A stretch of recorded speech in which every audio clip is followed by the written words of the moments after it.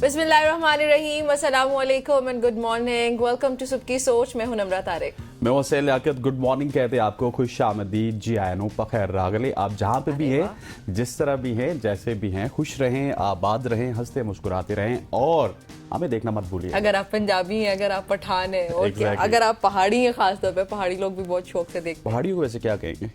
पहाड़ी ही कहते हैं। नहीं मतलब जी आयानो की जगह क्या कहेंगे? आओ जी क्या We will be saying that। चले जी, आप सबको खुशामदीद कहते हैं, कोई सी भी एथनिसिटी हो, कुछ भी हो, कहाँ पे भी बैठ के आप हमें देख रहे हो। Happy Monday by the way. It's happy, क्योंकि मैं जब आज मैं मरी से आ रहा हूँ, तो जब मैं मरी से निकला तो ये मतलब मुझे नहीं पता था कि मैं इस्लामाबाद पहुँच सकूंगा नहीं पहुँच सकूंगा। और जितने भी रूट्स दिए मुझे भी लग रहा था उन रूट्स के मुताबिक तो बिल्कुल मेरा पहुँचना अजीब व गरीब सा रूट होता कि मैं बनीगाला से आते। मैं भी यही सोची थी कि बनीगाला से आ जाना है। और रास्ते में जो ट्रैफिक का फ्लो था वो देख के तो मुझे लगा कि बिल्कुल पूरा इस्लामाबाद बंद होगा, लेकिन जब मैं मरी से निकला वैसे बंद तो है, बंद है, लेकिन उस तरह से कंटेनर्स भी लगे हुए। हाँ, कंटेनर्स नहीं लगे। फौज खड़ी है, पुलिस खड़ी है, डिफरेंट और इदारों के लोग खड़े, लेकिन कंटेनर्स नहीं लगे हुए। तो मैं जब बाराकोस क्रॉस किया तो आई वाज थिंकिंग कि मुझे बनीगाला जाना चाहिए, लेकिन बनीगाला की जगह मैं सीधा आया तो खुला था सारा। तो मेरे लिए हैरानगी थी यार कि बताया गया था 3 दिन बंद रहेगा, लेकिन अल्हम्दुलिल्लाह अभी तक बंद नहीं है। बिल्कुल, ये तो अच्छी बात है, लेकिन फिर इससे भी ज्यादा अच्छी बात है हैप्पी मंडे हमारे लिए इसलिए भी है कि पाकिस्तान आज SCO यानी कि शंघाई कोऑपरेशन ऑर्गेनाइजेशन समिट 2024 की मेजबानी करने जा रहा है। 12 से ज्यादा ममालिक के सरबराहान बशमूल बहुत सारे ममालिक के जो वज़राए आज़म है सदूर हो गए या उनके टॉप नॉच डेलीगेशन जो है वो इस वक्त इस्लामाबाद में बहुत से वफूद पहुंच भी चुके हैं। इस्लामाबाद में मौजूदगी उनकी ये पाकिस्तान के लिए सफारती तौर पे बहुत बड़ी जीत है। और इस्लामाबाद दुल्हन बना हुआ है, आपने देखा है? वो खूबसूरत होना भी चाहिए। Exactly।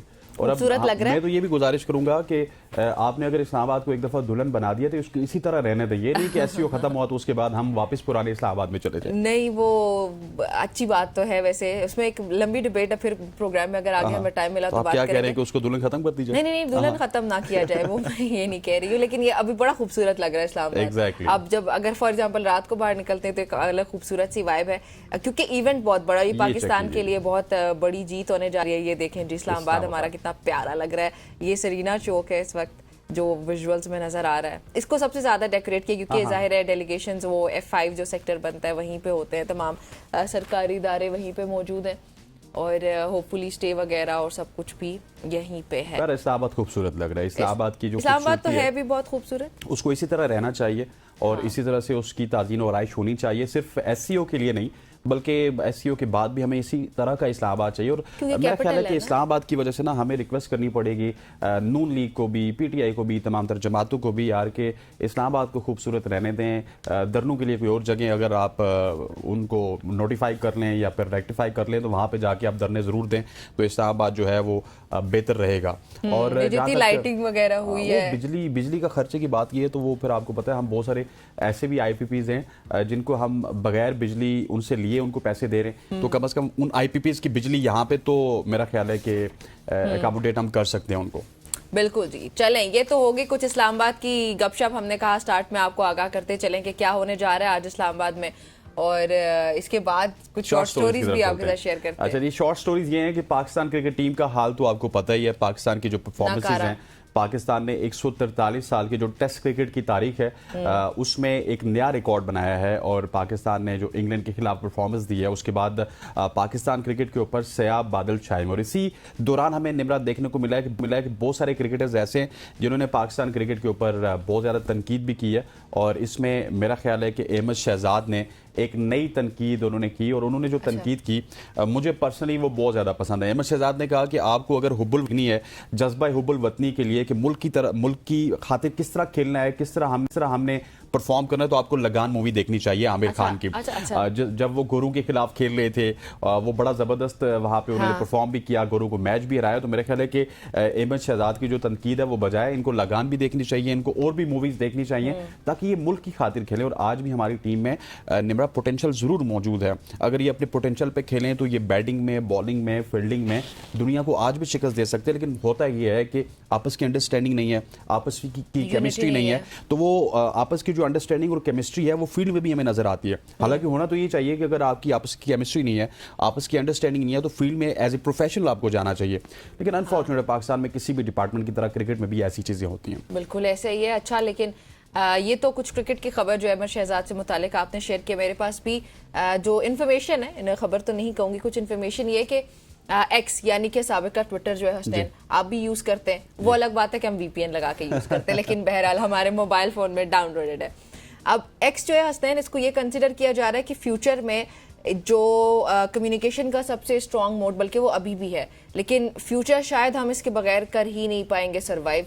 क्योंकि जितने भी हमारे आप देखें कि सीनियर लीडरान हो गए या एक आम से आम आदमी, अगर उसने किसी भी टॉपिक पे बात करनी है, किसी इशू पे बात करनी है, तो वो एक्स का सहारा लेता है, वीपीएन लगा। वो पाकिस्तान में ना, लेकिन वैसे हमारे प्राइम मिनिस्टर भी वीपीएन लगा के तो वो ट्वीट करते हैं और उसमें कहते हैं कि आजाद मीडिया है। तो आप सोच ले कि कितना आजाद हमारा मीडिया है। बहरहाल एक्स को नाज़रीन इस वक्त कंसिडर किया जा रहा है कि ये जरिया अबलाग कहते हैं, आई थिंक ज़राए अबलाग, सॉरी, ये सबसे इंपॉर्टेंट एलिमेंट है उसका। और आप सब भी अगर वीपीएन लगा के यूज कर रहे हैं तो करते रहें, क्योंकि फ्यूचर में आप इसके बगैर सर्वाइव नहीं कर पाएंगे। सो अभी वीपीएन से ही गुजारा करें, इंशाल्लाह वीपीएन भी खत्म हो जाएगा किसी ना किसी टाइम पे, एक्स से पाबंदी हट जाएगी। बिल्कुल स्टोरी आपके पास? हाँ बिल्कुल, जिस तरह आपने एक्स की बात की, मैं एक्स को ही थोड़ा सा इलेबोरेट करना चाहता हूँ कि पाकिस्तान पे तो इस पे पाबंदी है, लेकिन ये पूरी दुनिया में जो बासर शख्सियात हैं, जो प्राइम मिनिस्टर्स होते हैं या गवर्नमेंट चलाने वाले लोग होते हैं, वो एक्स को यूज करते हैं। और एक्स ही की वजह से जो ज़राया ब्लॉग, जैसा आपने बात की कि जो खबर है ना वो आपको एक्स पे मिलती है, इंस्टाग्राम पे आपको तस्वीर मिलती है, फेसबुक पे आपको मैसेज मिलते हैं, लेकिन जो खबर है प्राइम मिनिस्टर क्या कर रहे हैं, गवर्नमेंट क्या कर रही है, अमेरिका क्या कर रहा है, चाइना क्या कर रहा है, वो आपको एक्स पे मिलते हैं। और वही एक्स हमारे मुल्क में बंद है। हम उम्मीद करते हैं कि हमारी गवर्नमेंट उसको जल्द अज जल्द खोलेगी। जी, अगली खबर के हवाले से बात करते हैं। अब निम्रा ने कहा कि अगली खबर आपके साथ शेयर की जाए। अगली खबर ये है कि फ्रांस की खबर है। जर्मनी की हम बहुत ज्यादा खबरें आपको बताते भी रहे कि जर्मनी में किस तरह इस्लाम फैल रहा है, किस तरह इस्लाम ग्रो हो रहा है, लेकिन फ्रांस में जहां पे नकाब पे पाबंदी है और हमने देखा है कि बहुत सारी जगहों पे नकाब करने वाली जो खवातीन है निम्रा, उनके ऊपर उनके ऊपर जो है वो जुर्माना भी आयद किया जाता है। तो इसी ज़िमन पे फ्रांसीसी एक बिजनेसमैन है, उन्होंने बड़ा जबरदस्त काम किया। उन्होंने ये ऐलान कर दिया है, क्योंकि बिजनेसमैन वो तगड़े हैं और मेरा ख्याल है कि इस ऐलान के बाद और ज्यादा मुस्लिम कम्युनिटी उनकी तरफ डाइवर्ट होगी कि किसी भी मुसलमान खातून को अगर जुर्माना होता है तो उसका जुर्माना अगर नकाब की वजह से होता है तो वो नकाब का जुर्माना ये बिजनेसमैन अदा करेंगे। और that is very very good कि फ्रांस से हमें इस तरह की खबर मिली है। और मेरा ख्याल है कि जिस तरह जर्मनी में मुसलमान बिजनेसमैन है, हाँ एग्जैक्टली मुसलमान मैंने भी इनकी देखी थी खबर कि मुसलमान बिजनेसमैन है और ये कह रहे हैं कि अगर किसी खातून को निकाब करने पे फ्रांस में होता है जुर्माना तो हमें अदा। बिल्कुल अच्छी बात है। मैं समझता हूँ कि इनका बिजनेस और ज्यादा ग्रो होगा, मुस्लिम कम्युनिटी को इनके बिजनेस को और ग्रो करना चाहिए, ताकि ये जितने भी लड़कियों के खिलाफ बातें होती है, नकाब के पहनने के ऊपर उनको जुर्माना होता है, उनको तो इन्होंने ही पे करना है, तो एक बड़ा जबरदस्त दिलेराना इकदाम है। ये पाकिस्तान में कोई करे ना समझ भी आती है, लेकिन आप अगर फ्रांस में करेंगे, जर्मनी में करेंगे तो इसके बहुत ज्यादा कंसिक्वेंसेस होते हैं जो आपको पे करने पड़ते हैं। बेशक। अच्छा, आगे बढ़ते हैं हसनैन, आपके साथ एक और ये भी इंफॉर्मेशन है, ये शेयर करती हूँ। गुलहरी आपने देखी है ना? जी जी। अच्छा, आपने देखा होगा कि वो अक्सर जमीन के अंदर कुछ खोद के कर रही होती है। वो बेसिकली ये कर रही होती है गुलहरियां कि जो उनकी वो खुराक होती है, जो बीज वगैरह या गिरी वगैरह, उसको वो क्या करती है, जमीन के अंदर दबाती है छुपाने के चक्कर में कि मैं इसको छुपा के बाद में खाऊंगी। लेकिन आप कुदरत का निजाम देखें कि अल्लाह ताला ने कोई भी चीज ना बेसूद नहीं होती है। अल्लाह ताला के निजाम में अगर आप देखें कोई भी चीज ऐसे ही अल्लाह ने पैदा नहीं की। अब ये जब उसको बीज वगैरह इसका जो होता है जिसको ये खाती है, ये इसको अगर जमीन के अंदर दबा देती है छुपाने के चक्कर में, बट इसकी यादाश्त बड़ी कमजोर होती है और ये गुलहरी थोड़ी देर के बाद भूल जाती है कि इसने कहाँ पर छुपाया था। लेकिन कुदरती तौर पर फिर वहां पे बगैर किसी और चीज की कुछ मेहनत हुए जंगलात भी उगाते हैं, क्योंकि जो दरख्त है वो उन बीजों से उगाते हैं, वो जो दबाए होते हैं गुलहरी ने जमीन के अंदर। तो मतलब मैं सिर्फ ये अंडरस्टैंड कर रही थी कि कितना खूबसूरत कुदरत का निजाम है कि एक जानवर है वो आके दबाता है, फिर भूल जाता है, वहां से दरख्त उगते हैं, पूरे पूरे जंगलात बनते हैं और जमीन की खूबसूरती या जो एक जमीन के सर्वाइवल का एक वजह है दरख्तों का या जंगलात का जरूरी होना, तो तो वो पूरा होता रहता है। बिल्कुल निम्रा, आपने ठीक कहा। और ये दरख्त भी उगते हैं, जंगलात भी उगाती है, और ये बड़ा माहौल दोस्त है। और इसी तरह के गुलेरी की तरह के बहुत सारे ऐसे परिंदे भी हैं जो इस तरह का काम करते हैं, और उनकी वजह से हमने देखा है कि वहाँ पे दरख्तों की अफजाइश भी होती है। अल्लाह ने कुदरत को सस्टेन करने के लिए ना फिर वापस उस तरह से स्पीशीज भी बनाई और वो उसी तरह से काम करती हैं। जिस तरह आप सांप की मिसाल ले लें, सांप से हम बड़ा डरते हैं, लेकिन उसमें भी बहुत सारे अल्लाह ताला के ऐसे करामात है जो अगर उसको हम देखें तो हम कहेंगे यार कि ये भी सही पैदा हुआ। और छोटे मोटे कीड़े मकोड़े, इवन सावन का महीना जिसमें हमें हर छोटी छोटी स्पीशीज हमें नजर आती हैं, हम कहते हैं यार ये महीना कब जाएगा, लेकिन जो साइंसदान है वो ये कहते हैं कि ये महीना अगर ना हो ना तो आप पूरा साल सर्वाइव नहीं कर सकेंगे। तो उसमें हमारा जिस्म भी टूटा होता है, हर चीज टूटी होती है, लेकिन अल्टीमेटली उसका कोई फायदा भी होता है। एग्जैक्टली। आगे बढ़ते हैं जी, अगली खबर के हवाले से आपको बताते हैं, जहाँ पे आपसे ये निबरा में पूछता हूँ कि आपने कभी ऐसा होटल देखा है जो फ्लोट कर रहा हो? यस, पिक्चर्स में देखे हैं। पिक्चर्स में लाइव यहाँ पे पाकिस्तान में तो खैर नहीं देखा। और ऐसा कोई समुद्र के करीब होटल देखा हो जो कि फ्लोट कर रहा हो, इर्द गिर्द घूम रहा हो? ऐसे तो पिक्चर्स में, और जैसे मैंने बताया ना कि देखे तो हैं। अच्छा, ऐसा एक होटल जी, इन्होंने फ्लोटिंग होटल, वैसे हमारे यहाँ पे मरी में भी एक था जो कि इस तरह घूम रहा होता था, फ्लोट तो नहीं हो रहा होता था, वो सर्कुलेट हो रहा होता था, उसके मनाजिर आपको डिफरेंट मनाजिर दिखा रहा होता था। लेकिन कतर में एक इको फ्रेंडली होटल बनाया गया जो कि समंदर के बिल्कुल करीब मौजूद है, और वहाँ पे जाने वालों के लिए डिफरेंट किस्म के इन्वायरमेंट में डिफरेंट मनाजिर वो पेश करता है। और इस होटल में मतलब क्योंकि कतर में है तो हमने देखा है कि यहाँ पे जहाज़ भी वो बिल्कुल आके पार्क हो सकते हैं, वहाँ से हेलीकॉप्टर की उड़ान भी होती है। बड़ा ज़बरदस्त होटल कतर ने बनाया, और ये बहुत बड़े मुरब्बे पे 35,000 मुरब्बा मील पे ये होटल बनाया गया है कतर की जानिब से। साहिल समुद्र के बिल्कुल करीब है, और क्या है ज़बरदस्त है। मेरा ख्याल है इसकी भी जिस तरह पाम जुमेरा की एंट्रेंस है, इसकी भी उसी तरह से आप फीस पे करेंगे, जाके एंट्रेंस होगी, वहाँ पे जाके आप देख भी सकते हैं। लेकिन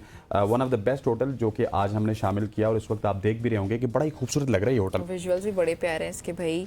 और इसके अलावा ईरान से भी हमारे पास एक कुछ इन्फॉर्मेशन है। मुनफरिद जो कदीमी आप कह सकते हैं फ़न तामीर 700 साल पहले ईजाद होने वाला ये जो हैरत अंगेज़ निज़ाम हवा का है, कि वेंटिलेशन का ये निज़ाम है कि वो जो दीवारें हैं वो काफ़ी ऊंची होती हैं, छतें, और वहाँ पे रोशनदान वगैरह होते हैं ताकि वेंटिलेशन हो पाए, वहाँ पे हवा जो है वो हर तरफ से क्रॉस हो पाए। और जो पंखे वगैरह होते हैं फिर वो हवा भी ठंडी ही मतलब बनती है, जो गर्म हवा होती है वो वहीं से रोशनदान से बाहर निकल जाती है। ये कदीमी आर्किटेक्चर की हम बात कर रहे हैं इस वक्त, जो ईरान में ये विजुअल्स में हम देख भी रहे हैं, और ये आज तक हंसते हैं। मेरे ख्याल में तो अब तो हम लोग अपने घर भी बनाते थे, छोटी छोटी दीवारें होती है, तभी तो हमारे घरों में बहुत गर्मी वगैरह पड़ रही होती है। लेकिन अगर इस तरह के आर्किटेक्चर को फॉलो किया जाए तो मेरे ख्याल में बेहतरीन किस्म का आप लाइफस्टाइल जी सकते हैं। एटलीस्ट फॉर एग्जांपल गर्मियों में तो कम से कम आप जो है वो पंखा गर्म हवा को वहीं से निकालेगा और आप तक वो जमीन जो नीचे लाइक सतवा आएगी वो ठंडी हवा आएगी। बिल्कुल ऐसे ही। और आज भी मैं आपको बताऊं कि आप डिफरेंट यूरोपियन यूनिवर्सिटीज देखें, स्पेनिश यूनिवर्सिटीज देखें, कनाडा की यूनिवर्सिटीज देखें, तो वो इसी तर्ज पे बनी होती है। और जो आपने वेंटिलेशन का जिक्र किया, तो ये खास इस वक्त आप विजुअल भी देखें ना, तो खास वो खिड़की है जहाँ से वो तमाम तर चीजें वेंटिलेट होती है। ये गिज़त की बात कर रहे हैं, ईरान का इलाका है जहाँ पे 700 साल पहले ये समझ लें कि प्रॉपर एयर कंडीशंस वो बनाए जाते थे। आजकल एसीज की जरूरत होती है। बाहर गिज़त में वेदर होता था 50 सेल्सियस का, और उसके बाद निमरा अंदर वेदर होता था 12 सेल्सियस का। सो इस किस्म का बनाया गया है कि अंदर 12 सेल्सियस आपको फील होता था। जी बिल्कुल, ये सिर्फ इस तरह से जो इनकी बनावट है इसकी वजह से ऐसे होता है। एग्जैक्टली। और वो प्रॉपर सिस्टम है ना जी, ऊपर से हवा आ रही है, नीचे से जो है वो एग्जॉस्ट हो रहा है, और उसके बाद ना बिजली का खर्चा है, ना एयर कंडीशनर आपने लगाना है, और उसके बावजूद भी आपको 12 सेल्सियस वाला वेदर भी मिलेगा। और अरब में या ईरान में गर्मी भी आपको पता ज्यादा होती है। ऐसे ही बननी चाहिए भाई सब बिल्डिंग्स, ये तमाम ये जो कदीमी तर्ज तामीर है, ओए होए बड़ी गहरी उर्दू, लेकिन ये इस तरह बनना चाहिए। कोई और खबर है आपके पास? हाँ, खबरें तो बहुत हैं। खबरें ये भी हैं कि मैं आपको बताता हूँ कि खबरें इस तरह की भी हैं कि आपको एक स्पेस के हवाले से बताता हूँ। एक ऐसा स्पेस है, देखिए आपने ख्वाब में देखा होगा कि ख्वाब में आपको डिफरेंट लोग नजर आते हैं, डिफरेंट चीजें नजर आती है। हो सकता है कि आप आज सोच रही हूँ कि मैंने कागान नारान जाना है, तो आपको ख्वाब में कागान नारान नजर आए। लेकिन अब ये है कि ख्वाब में आपकी मुलाकात भी हो सकती है। ख्वाब में जाके आप किसी दूसरे शख्स से मुलाकात भी कर सकते हैं। REM स्पेस की जानिब से सिलिकॉन वैली स्टार्टअप है ये, वैसे ये कंपनी एक नया जो है वो एक तहकीक की गई है, और इसमें मेरा ख्याल है कि तहकीक क्या की गई है वो करवा भी चुके हैं कि जहाँ पे माहिरीन ने डिफरेंट टेक्नोलॉजीज़ के सहारे पे, डिफरेंट टेक्नोलॉजीज़ का सहारा लेते हुए ख्वाब में 2 लोगों की मुलाकात करवाई है। अच्छा। अब निम्रा, अगर आपको ख्वाब में मेरे से मुलाकात कर रही है, कंटेंट डिस्कस करना है, रिसर्च डिस्कस करनी है कि कल हम शो में क्या कर रहे हैं, तो मेरा ख्याल है कि इससे बेहतर है कि हम यहाँ पे आके तैयारी करें। हम इनसे रब्ता करते हैं और ख्वाब भी तैयारी कर लेते हैं कि कल क्या डिस्कस करना है, क्या नहीं होना, आप कौन सी स्टोरी कर रही है, मैं कौन सी स्टोरी कर रहा हूँ, है ना। लेकिन ये बड़ा अनोखी सी बात है कि ख्वाब में आप जो है वो 2 लोग, उनकी बातचीत मुमकिन हो रही है। और इस कंपनी की REM स्पेस जो है, Rem Space silicon valley startup है ये। बेसिकली इसकी जो CEO हैं, मैं अभी उनका नाम देख भी रही हूँ, माइकल, वो ये कहते हैं कि ये टेक्नोलॉजी मुस्तकबिल में ख्वाबों के जरिए हकीकी वक्त में बातचीत का दरवाज़ा खोल सकती है। और ये जो हसनैन आपने बताई है ना कि इन्होंने जो रिसर्च किया है इस कंपनी ने, और जो रिसर्चर्स इनके हुए होंगे, इन्होंने काम किया, ये 5 साल तकरीबन इन्होंने मिल के ये काम किया, और फिर उसके बाद ये दे केम अप विद दिस। चलें जी, खैर, ये हमारी आज की शॉर्ट स्टोरीज थी, कुछ और कुछ इंटरेस्टिंग इन्फॉर्मेशन भी थी हमारे पास जो हमने आपके साथ अपने पहले सेगमेंट में शेयर कर ली है। उसके बाद जो हमने प्रोग्राम के आगाज़ में कहा था कि SEO पे हम बात करेंगे, SEO सबसे इम्पॉर्टेंट इवेंट है आज का, एटलीस्ट आज और कल का पाकिस्तान में जो होने जा रहा है, इस्लामाबाद में हो रहा है, और उस पर हम डिटेल में डिस्कशन करते हैं इस ब्रेक के बाद।